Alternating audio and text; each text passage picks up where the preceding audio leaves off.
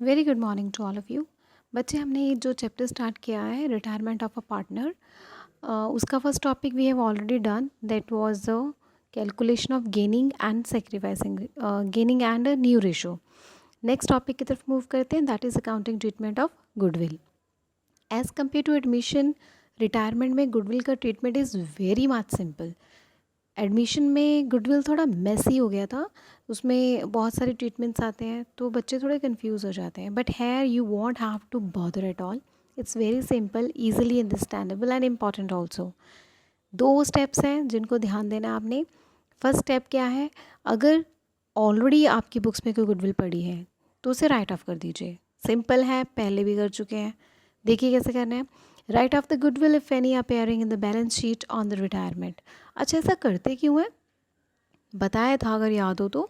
देखो, सिंपल सी चीज़ है कि जब तक हम बिज़नेस को ख़रीदने के लिए, जब तक हम पेमेंट नहीं करते हैं ना गुडविल के लिए, तब तक वो आपकी बुक्स में शो नहीं होती। तो अगर वो ऑलरेडी अपेयरिंग है, दैट मीन्स कि वो लास्ट टाइम आपने कहीं ना कहीं से बिज़नेस परचेज़ किया होगा, तो उसके लिए आपने कुछ पेमेंट की होगी। That's why the goodwill is lying in the books. But अब हम उसे कंटिन्यू नहीं कर सकते, हमें उसे ख़त्म करना पड़ेगा। तो फर्स्ट स्टेप में आप क्या करेंगे, जो गुडविल ऑलरेडी बुक्स में अपेयरिंग है उसे राइट ऑफ कर दीजिए। राइट ऑफ क्या करना है, उधर आपकी गुडविल पड़ी है एसेट साइड पे और आपकी लायबिलिटी साइड पे आपके पार्टनर्स पड़े हैं। तो जितने भी पार्टनर्स आपके एग्जिस्टिंग हैं उन सबको उस गुडविल में से शेयर मिलेगा, including retiring partner also, because he has worked for the organization for so long. तो उसने भी उस गुडविल में कॉन्ट्रीब्यूट किया हुआ है।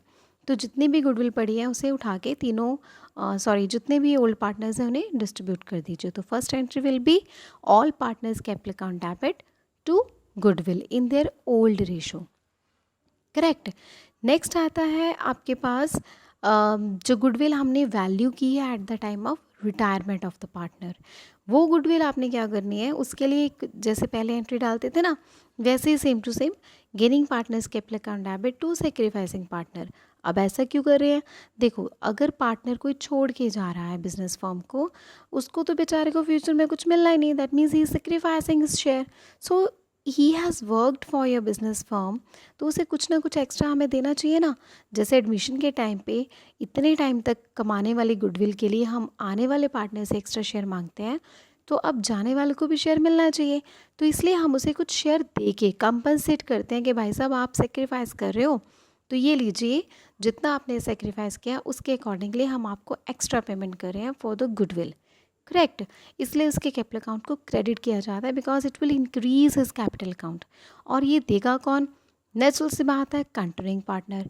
किस रेशो में देंगे, उन्होंने गेन करना है ना उसके जाने से, तो वो गेनिंग रेशो में इस गुडविल को सेक्रीफाइसिंग पार्टनर को दे देंगे।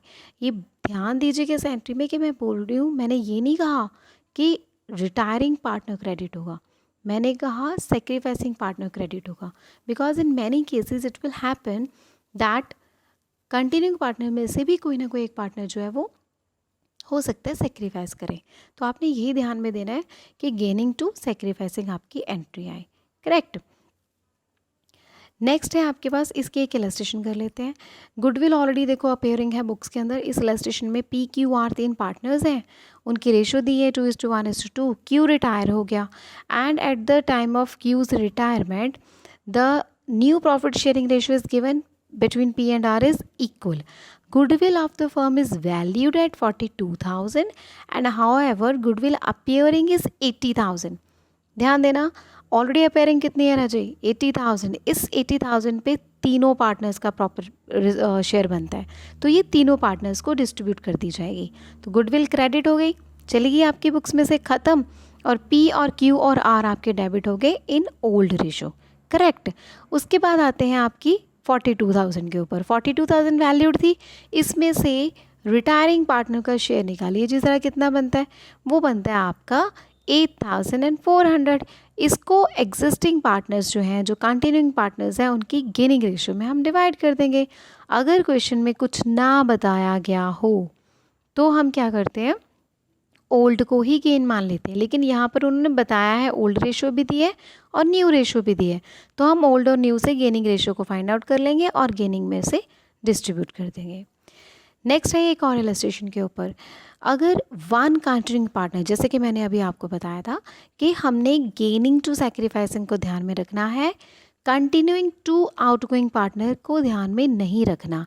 यहाँ पर देखो आपके पास क्या है, 3 पार्टनर्स हैं X Y and Z, ratio क्या दी है 3:2:1, Z retired and new profit sharing ratio between X and Y is 1:2, और जीज रिटायरमेंट के ऊपर the goodwill of the firm was valued at ₹30,000। हमने पहला स्टेप किया, देखो ध्यान से, new ratio find out minus old ratio करके हमने सेक्रीफाइसिंग और गेन फाइंड आउट कर लिया। एक्स जो है वो सेक्रीफाइस कर रहा है, वाई जो है वो भी सेक्रीफाइस कर रहा है, वो गेन कर रहा है, और जी तो आपका रिटायर हो ही रहा है तो वो भी सेक्रीफाइस करेगा।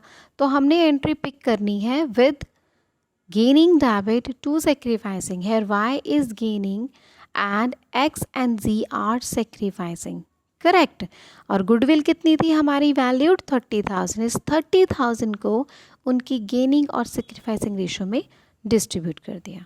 Correct.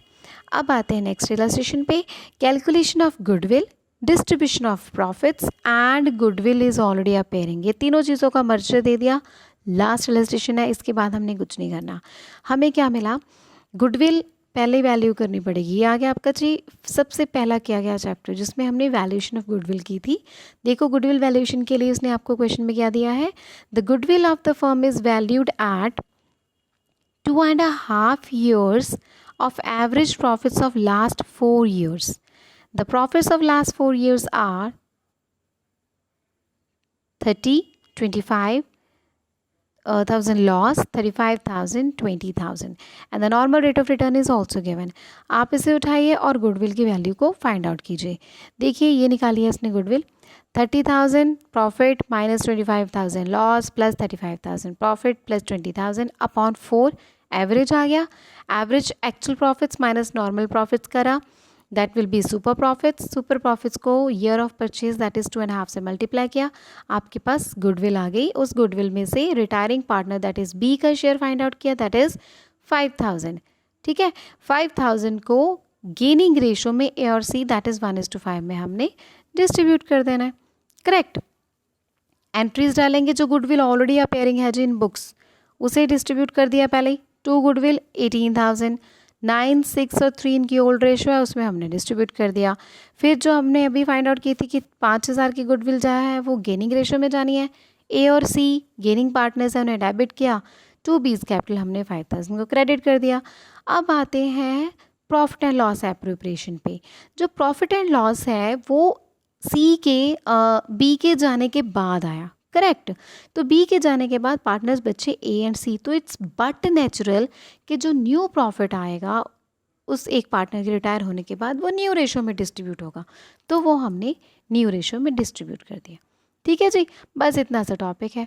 So this was all about goodwill eight the time of retirement of a partner. Next topic के साथ कल मिलेंगे। Thank you.